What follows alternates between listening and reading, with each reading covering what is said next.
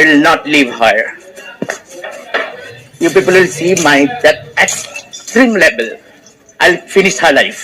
സമീപകാലത്ത് നമ്മുടെ വിശ്വാസങ്ങളെയും ചിന്തകളെയും എല്ലാം വലിയ രീതിയിൽ മാറ്റത്തിന് വിധേയമാക്കിക്കൊണ്ടാണ് ഇപ്പൊ ട്രാൻസ്ജെൻഡർ കമ്മ്യൂണിറ്റി ഉയർന്നു വന്നിട്ടുള്ളത് അല്ലെ. എത്രയോ കാലമായി ട്രാൻസ്ജെൻഡേഴ്സ് ഇവിടെ ഉണ്ടായിരുന്നു, പക്ഷേ സമൂഹം അവർ അടിച്ചമർത്തുകയായിരുന്നു എന്നുള്ളതാണ് സത്യം. എന്നാൽ ലോകം പതുക്കെ പുരോഗമിച്ചോടെ ട്രാൻസ്ജെൻഡർ കമ്മ്യൂണിറ്റിക്കും അംഗീകാരം ലഭിച്ചു കിട്ടുടങ്ങി എന്നുള്ളതാണ് അല്ലെ. കേവലം സ്ത്രീ പുരുഷൻ എന്ന രണ്ട് കാറ്റഗറിയിൽ മാത്രം ഒതുങ്ങി കൂടുന്നതല്ല മനുഷ്യ സമൂഹം എന്ന സത്യം ലോകം പതുക്കെ അംഗീകരിച്ചു തുടങ്ങി എന്നുള്ളതാണ്. ഇത് കേവലം 1-2 ദിവസങ്ങളുണ്ടായ മാറ്റമല്ല അല്ലെ, എത്രയോ വർഷങ്ങളുടെ കഷ്ടപ്പാടുണ്ട് ഇതിനു പിന്നിൽ. എന്നിട്ടും ഇന്നത്തെ മനുഷ്യന്മാരിൽ മെജോറിറ്റിയും LGBTQ കമ്മ്യൂണിറ്റി അംഗീകരിക്കാത്തവരാണ്. ഞാൻ പറഞ്ഞില്ല, അത് മനുഷ്യന്റെ ജീനിലുള്ളതാണ്. മാറ്റങ്ങൾ അംഗീകരിക്കാൻ സമയമെടുക്കും. നമ്മുടെ മതവിശ്വാസങ്ങളൊക്കെ തകർക്കുന്ന മാറ്റങ്ങളാകുമ്പോൾ പ്രത്യേകിച്ച് ട്രാൻസ് കമ്മ്യൂണിറ്റി ഒന്നും ഒരു മതങ്ങളും ഇന്നും പൂർണ്ണമായി അംഗീകരിച്ചിട്ടില്ല എന്നുള്ളതാണ് സത്യം. അപ്പൊ ഞാൻ പറഞ്ഞു വരുന്ന എന്താണെന്ന് വെച്ചാൽ ഒരുപാട് മനുഷ്യന്മാരുടെ കഷ്ടപ്പാട് കൊണ്ടാണ് ഇന്ന് നമ്മുടെ സമൂഹത്തിൽ LGBTQ കമ്മ്യൂണിറ്റിക്ക് ഒന്ന് കാലുറച്ച് നിൽക്കാൻ പോലും കഴിയുന്നത്. പിടിച്ചുപറിയും സെക്സ് വർക്കും എല്ലാം ചെയ്തു തീർത്തും വളരെ അരാജകത്തിൽ നിറഞ്ഞൊരു പാസ്റ്റ് ഉണ്ടായിരുന്നു LGBT കമ്മ്യൂണിറ്റിക്ക് ജീവിച്ചവർക്ക് അല്ലെ. എല്ലാവരും ഇവർ വെറുപ്പോട് നോക്കിക്കൊണ്ടിരുന്ന ഒരു കാലം. അവർക്ക് അങ്ങനെ ഒരു നരക ജീവിതം നയിക്കേണ്ടി വന്നതിൽ വേറെ ആരുമല്ല, നമ്മുടെ സമൂഹം തന്നെയാണ് കാരണക്കാർ. എന്തായാലും ഞാൻ പറഞ്ഞ പോലെ ആ ഒരു സ്ട്രഗിളും ഫേസിൽ നിന്നും കുറച്ചൊക്കെ അവർ കയറി കഴിഞ്ഞു. ഇന്ന് LGBTQ കമ്മ്യൂണിറ്റിയുള്ള ഒരുപാട് പേർ നമുക്കിടയിൽ മാന്യമായി ജോലി ചെയ്ത് ജീവിക്കുന്നുണ്ട് അല്ലെ. ഞാൻ ഇത്രയൊക്കെ പറഞ്ഞു തന്നത് വേറെ ഒന്നിനുമല്ല, നമ്മുടെ ബിഗ് ബോസിലെ ജാൻമണിയുടെ പ്രവർത്തനങ്ങൾ നിങ്ങൾ എല്ലാവരും കണ്ടു കാണും അല്ലെ. എന്തോ അത് കണ്ട സമയത്ത് എന്തായാലും സംസാരിക്കണമെന്ന് തോന്നി. ഞാൻ ഇങ്ങനെ ജീവിക്കൂ, വേണമെങ്കിൽ എന്റെ കൂടെ സഹിച്ച് ജീവിച്ചോളൂ എന്ന് വേണമെങ്കിൽ ഒരാൾക്ക് പറയും, ഒരു കുഴപ്പവുമില്ല. പക്ഷെ ഒരു കമ്മ്യൂണിറ്റിയെ റെപ്രസെന്റ് ചെയ്തുകൊണ്ട് ഒരു പബ്ലിക് പ്ലാറ്റ്ഫോമിൽ വരുന്ന സമയത്ത് സൂക്ഷ്മമായിട്ട് നമ്മൾ ചെയ്യുന്ന ഓരോ കാര്യങ്ങളും ആളുകൾ നിരീക്ഷിക്കും അല്ലെ. നമ്മുടെ ഭാഗത്ത് വരുന്ന ഒരു നെഗറ്റീവ് സംഭവം പോലും നമ്മൾ റെപ്രസെന്റ് ചെയ്യുന്ന കമ്മ്യൂണിറ്റിയെ മുഴുവനായിട്ടും ബാധിക്കും എന്നുള്ളതാണ്. പ്രത്യേകിച്ച് ജാൻമണിയുടെ പ്രാക്ക് ആളുകൾക്കിടയിൽ പൊതുവായിട്ടുള്ള ഒരു ധാരണയാണ്, ഇവർ ശപിച്ചു കഴിഞ്ഞാണെങ്കിൽ എന്തായാലും ഫലിക്കും എന്നുള്ളത്. ബിഗ് ബോസിൽ വെച്ച് ജാൻമണി നോറയെ പ്രാക്കുന്ന സംഭവങ്ങൾ വരെ ഉണ്ടായി മക്കളെ. പലരും അത് കണ്ടു കാണും. നമുക്ക് എന്തായാലും ഒന്നും കൂടി ഒന്ന് കണ്ടോക്കാം.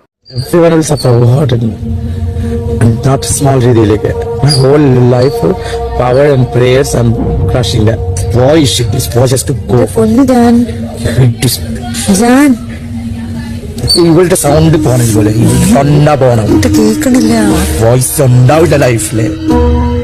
ഇവിടെ ഒരു ആക്സിഡന്റ് എന്റെ കാലം ഉണ്ടാവില്ല പറയും.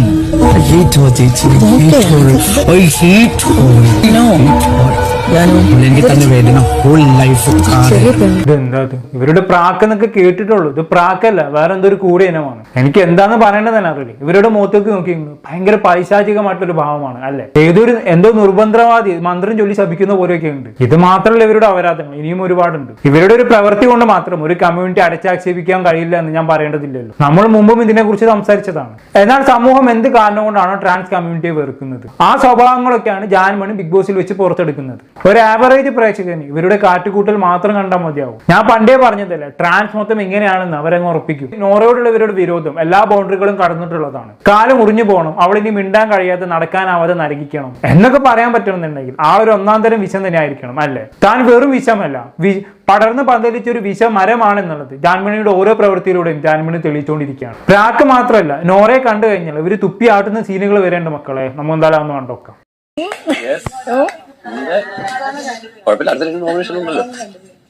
ഓ മറ്റേ No fear. I am here. എന്നെപ്പ തുപ്പിപ്പോയി. ഞാൻ പറഞ്ഞ ഗൈസ് ഞാൻ കണ്ടില്ല. എന്നെപ്പ തുപ്പിപ്പോയതപ്പം എന്നെ തുപ്പിട്ട് പോയി.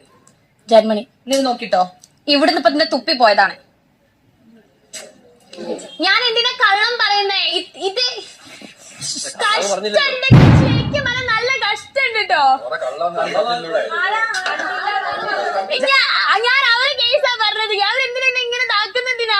എന്താ ഞാനിതിനൊക്കെ പറയാം. ഇത്രക്കും വെറുപ്പ് കാണിക്കാൻ മാത്രം നോറ ജാൻമണിയോട് എന്ത് ചെയ്യുന്നുള്ളതാണ് ഞാൻ ചിന്തിക്കുന്നത്. ടാസ്കിന്റെ ഭാഗമായി എന്തെങ്കിലും പറയുകയും ചെയ്യുകയും ചെയ്തിട്ടുണ്ടാകും. അതൊരു ഗെയിമിന്റെ ലെവലിലേക്ക് എടുക്കാൻ ഈ സ്ത്രീക്ക് പറ്റുന്നില്ല എന്നുള്ളതാണ്. കഴിഞ്ഞില്ല, ഇങ്ങനെ ആട്ടി തുപ്പുന്നതിന് മുമ്പ് ഒരു സംഭവം നടന്നിട്ടുണ്ടായിരുന്നു. ഇന്നലെ ലാലേട്ട വന്ന എപ്പിസോഡിൽ നടന്ന സംഭവമാണ്. ആ ഒരു പ്രദർശനത്തിന്റെ ബാക്കി പത്രമാണ് നമ്മളിപ്പോ കണ്ടത്. ഇനി അതിന് മുമ്പുള്ള ദൃശ്യം നമുക്ക് കണ്ടോക്കാം. ഇതെല്ലാം ഞാൻ ഒരാളെ കാണുന്നുണ്ട്. ജാൻമണി ചേച്ചി, കാര്യം എന്താ വെച്ചാല് ഞാൻ ചെയ്യാത്തൊരു കാര്യം എന്റെ തലയിൽ കെട്ടിവെച്ചിട്ട് അത് ഞാനാ ചെയ്തത് പറഞ്ഞിട്ട് ഇത്രയും ആളുകളുടെ മുമ്പിൽ എന്റെ തലയിൽ വെച്ച്, അത് കൂടാതെ അത്രയും ഫേക്ക് ആയിട്ട് ഇവിടെ പറയുന്നല്ല അവിടെ പറഞ്ഞ ഇവിടെ പറഞ്ഞ ഇതെല്ലാം എല്ലാ കാറ്റഗറിയിലും ഉണ്ടല്ലോ. ഇതിൽ വേറൊരു കൃത്രിമത്വം പറയുന്നത് അത് ഇവൻ തല്ലാൻ വരെ വന്നിട്ട് ഈ വീട്ടിലുള്ള മറ്റുള്ളവരുടെ ഡിപെൻഡൻസിയിൽ മാത്രം ഇവിടെ മുന്നോട്ട് പോകുന്ന ഒരു വ്യക്തിയാണ് ജാൻമണി ചേച്ചി.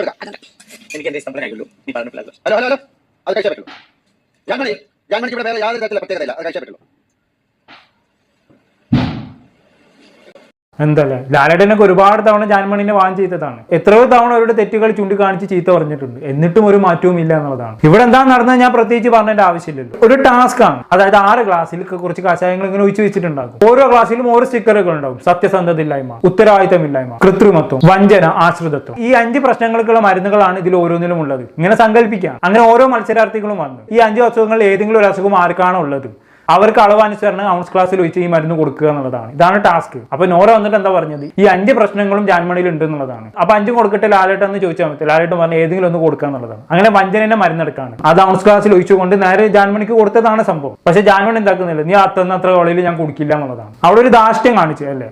എന്തായാലും ഇവിടെ അതൊന്നും നടന്നില്ല. ലാലേട്ടൻ അവരെ കൊണ്ട് കഷായം കുടിപ്പിച്ചു എന്നുള്ളതാണ്. വേറൊരു വഴിയുമില്ല, ജാൻമണിക്ക് കുടിക്കേണ്ടി വന്നു എന്നുള്ളതാണ്. ജാൻമണിക്ക് മാത്രം ഇവിടെ പ്രത്യേക പ്രിവിലേജ് ഒന്നും ഇല്ലെന്ന് ലാലേട്ടൻ എടുത്തു പറയുകയും ചെയ്തു അല്ലേ. എന്തായാലും ഇതും കൂടെ ആയതോടെ ജാൻമണിയുടെ കയ്യിൽ നിന്ന് പോയി എന്നുള്ളതാണ്. ഇതിനുശേഷം നോറയെ ത്രട്ടണിക ചെയ്തുകൊണ്ട് ജാൻമണിയുടെ ഒരു ഷോ ഉണ്ട് മക്കളെ, നമുക്ക് എന്തായാലും കണ്ടോക്കാം. I will not leave her. You people will see my that extreme level. I'll finish her life.